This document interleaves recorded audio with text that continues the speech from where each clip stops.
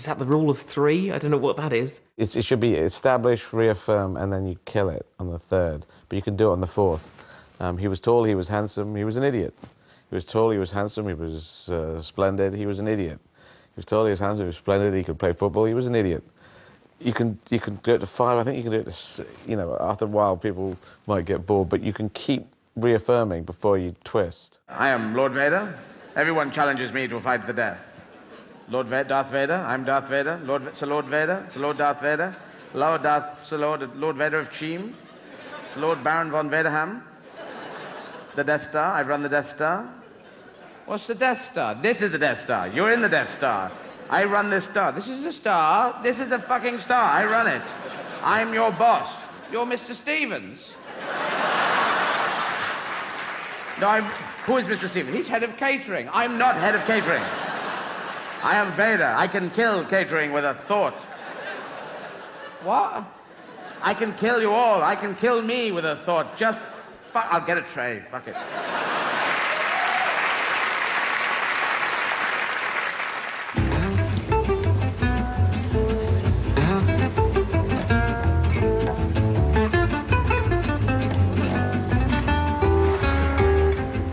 My theory was like a scientific theory. You have a theory, then see if you can prove it. Humour is human. It's not national. There is no French sense of humour. There's no British sense of humour, no American sense of humour, no Australian sense of humour, no Indian sense of humour. It can quite easily be proven. Is the British sense of humour, is it Python or is it Jim Davidson? You tell me. Well, exactly so. It can't be. There's obviously a few different senses of humour in there. And I'm putting my money where my mouth is, doing gigs in French. It all leads round to, I thought I should do it in French, I should do it in German, which I did at school. I want to do Russian, Arabic, because I was born in an Arabic country, Spanish, Mandarin's right at the end of the list. I don't know if I'll get to all of them, but I hopefully will. Bienvenue à mon spectacle, Elisa, français, pourquoi pas, je vais gagner maintenant 3e minute, for fuck's sake. But I can see why the French would like the show anyway, because there's a lot of philosophy in what you do. It's a humanist kind of show. J'ai décidé, j'ai aussi décidé, il n'y a pas de Dieu. Si vous êtes religieux, je suis désolé, mais il n'est pas là. Je pense qu'il n'est pas là. J'ai 2 preuves de ça. Hein? Une petite question. Dieu, est-ce que tu es là? Oui. Non. Tu habites sur le toit, je pense. Pas ici. Je pense que s'il y a un Dieu, il faut avoir une voix plus en bas. Pas, oui. Si Dieu a une voix comme ça, imaginez si Dieu... Oui, je suis Dieu. Le Dieu de l'univers, oui. Oui, c'est vrai. J'habite ici. Non. So you were on the street before you were in the clubs? Yeah, 5 years on the street, which is... 5 years? Yeah, 4.5, 5 years. That gives me a huge edge. Roberto! Eduardo! Olga! Hey! I thought it looked really easy. It looked wonderful. You stand on the street, you do stuff, everyone laughs and laughs, that gives you cash. If you stay back there, we're going to do the show right behind you. It's very hard to hold their attention because they can do anything else. There's no walls. They didn't pay there. They're going to pay at the end if they pay. And so you have to do stuff saying, we're going to kill this kid. And then they laugh. The idea of killing the kid, it's like Tom and Jerry. You can threaten massive violence and they just laugh their socks off. It's an odd thing. I ended up getting up on a huge unicycle and trying to escape from a pair of manacles on a huge unicycle. My name is Eddie Izzard. It's a rather strange name. It's got 2 Z's in it. Are you ready? I certainly am, old chap. Are you steady? Yes, this is an enormous build-up, isn't it? Go! Okay.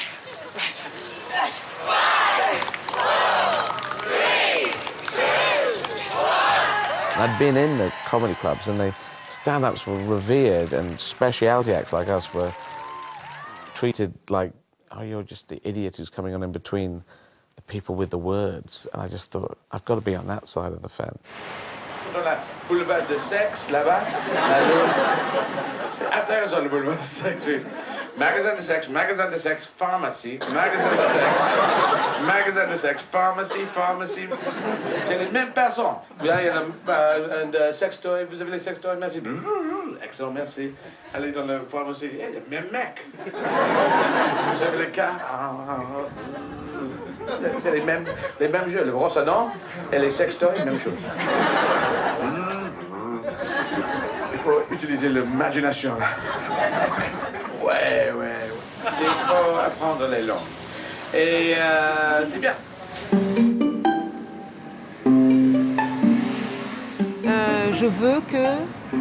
J'aimerais que, Je veux que tu viennes ce soir.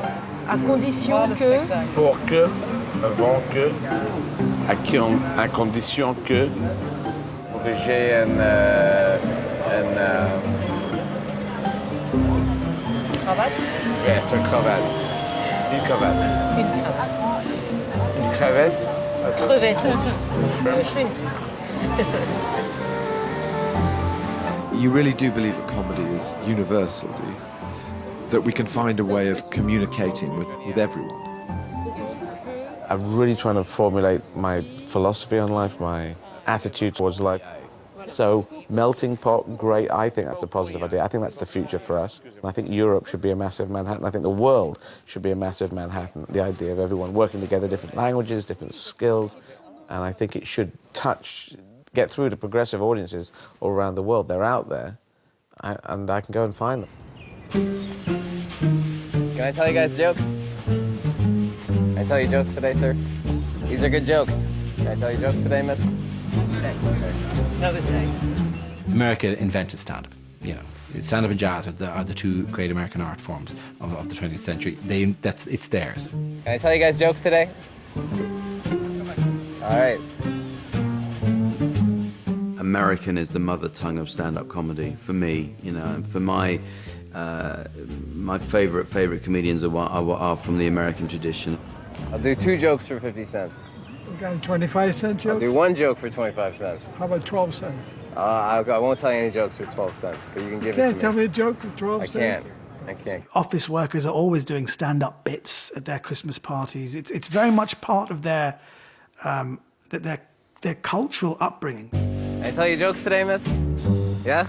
Come on over. Did you see the royal couple's gonna visit a rodeo when they come to the U.S.? Mm-hmm. Yeah, they don't care about the show. They just never seen poor people in real life. Thank you. it's not a collaborative art. It's very individualistic, and I think that's also why it's a very popular American form, is that the writer and the performer are the same person and there's no interference. It's all yours, and you stand or you fall on it. It sort of has a little bit of that cowboy spirit in it, too. The advantage of New York City is that there's a lot of opportunity for stage time, and no comedian can become a comedian without access to those precious minutes on stage. The comedians that come out of New York, there's a style for sure. You got to deliver. You know, you can't mess around too much here. It's always innovative. It's always moving forward. It's a little more aggressive. Reservations? Yes. What's the name? Gina Antonella. I hate the first spot. It's awful. It's the sacrificial lamb. I spent a little bit too much time at Starbucks for the last 5 hours, and it's fun over there. You know, it's fun. Like when you give your order, and sometimes they ask for your name. This morning I gave him my Hebrew name. I was like, I'll have a decaf latte. Sure, can I get your name? Yeah, Elazar Yaakov Ben Shlomo. She's like, do you have a nickname or something? Well, my friends call me Jew Bastard. I'm not writing that on the cup, sir. All right, fine. Then you could use my American Indian name. Puts nothing in tip jar. A minute later, I hear, 1 decaf latte for a Jew bastard. I love the notion of writing a joke and then going up and telling it, and it's just that immediate boom, boom, no notes from idiot network people, and it was just like, there's nothing like it. And every accent has a weird relationship to one letter. Like the Russian accent, that's the letter Y. They take the letter Y and they put it between every other letter. Take any sentence like, this traffic is unbelievable, they'd be like, this traffic is unbelievable. I I cannot believe it. We've been sitting here for 15 minutes. The Israeli accent, they take M's and put it not between every other letter, but between every other word. I want them to go to get them, and then what do you want, a bag of M&Ms? What the hell are you talking about? Comedy really, to me, feels like playing hooky from school. You can be funny. You can be the funny guy, the thing that's different from all the rest of the straight stuff that's going on. I've got my wife, I've got 2 little girls, and 2 girl cats. And me.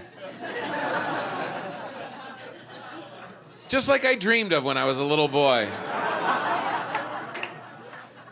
I used to sit alone at night and think to myself, I can't wait till I get rid of all my friends and just move into a house filled with girls. Just a home filled with emotion and eye-flashing mood tantrums and a hatred of everything I enjoy.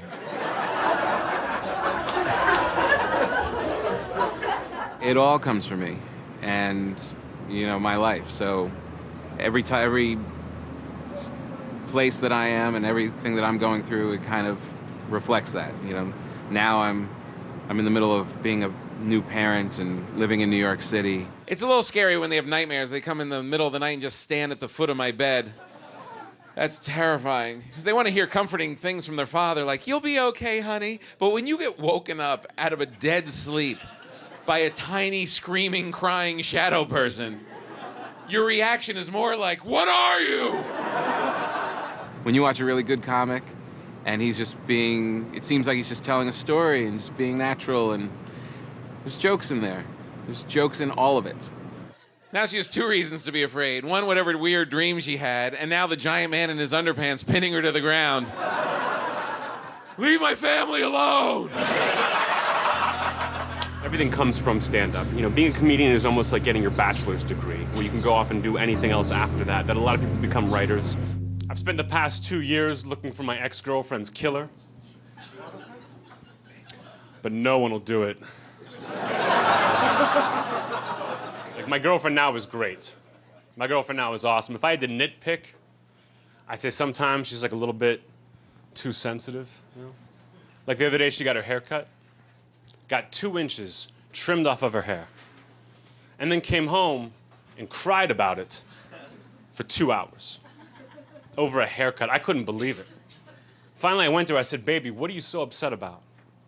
It's just a haircut. I'm the one that's got to find a new girlfriend. I will work, for months to find a joke about breast cancer. Something that I can make people laugh at. It's the worst thing imaginable. That's the challenge, and that's where you get that great tension, where the laugh is just this guttural, you don't want to laugh at it, but you have to.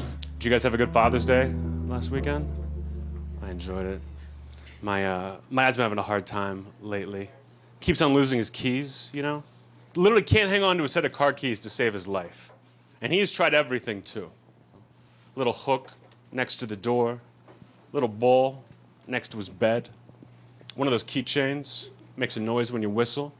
Nothing worked. So finally this year, for Father's Day, the whole family chipped in and we put him in a home.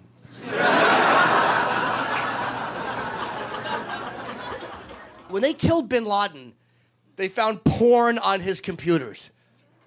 And I'm dying to know what he was watching. Because I have to know if bin Laden and I had any crossover titles. Which would either make me really creepy or him a little cooler than I thought he was. He was in that shitty apartment. He had no air conditioning, no cell phone, no internet connection, 3 wives, 23 children. You know who called the SEALs? He did. Yeah, I know where bin Laden is. He's looking into a mirror, crying again. He's got 3 PMSing women at the same time. I'll give you the exact address. Just promise to shoot wife number 2 first.